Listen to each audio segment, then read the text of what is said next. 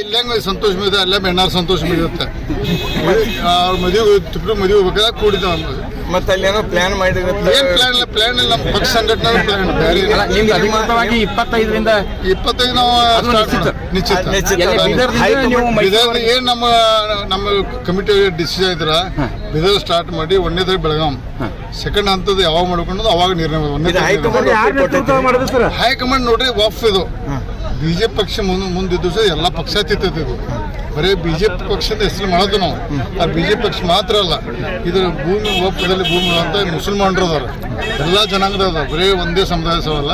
ಎಲ್ಲರಿಗೂ ನ್ಯಾಯ ಸಿಗಬೇಕಂತ ಅದು ಪೂರ್ವ ಕರಾಳ ಕಾನೂನು ರದ್ದಾಗಬೇಕು ಪೂರ್ವ ಹೋರಾಟ ಕೊನೆವರೆಗೆ. 50 ಕೋಟಿ ಎಲ್ಲ ನೋಡ್ರಿ ಸುಳ್ಳು ಅದು ಯಾಕೆ ನಮ್ಗೆ ಗೊತ್ತಿಲ್ಲ.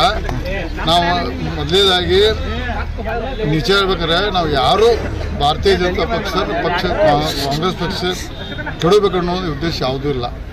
ಡೇ 1ದಿಂದ ಅವರು ಸಿದ್ದರಾಮಯ್ಯ ಯಾವ ಉದ್ದೇಶ ಹೇಳಿದಾರ, ಇವ್ರು ನಮ್ಮ ಯತ್ನಾವ್ರು ಯಾಕೆ ಉದ್ದೇಶ ನಮ್ಗೆ ಗೊತ್ತಿಲ್ಲ. ಮೊದಲೇದಾಗಿ ಮುಂಚಿನ ನಾವು ಇರಬೇಕಾಯ್ತು, ನಾನೇ ಇಲ್ಲ, ಆಗ ಅವು ಪ್ರಶ್ನೆ ಇಲ್ಲ, ಸುಳ್ಳು.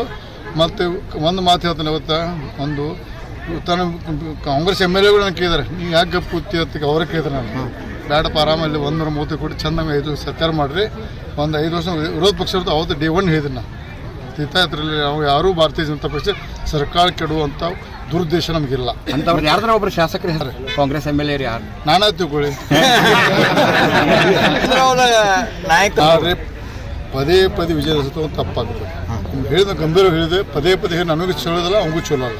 ದಯವಿಟ್ಟು ಕೇಳ್ಬಿಟ್ಟು ಥ್ಯಾಂಕ್ ಯು. ಪಕ್ಷ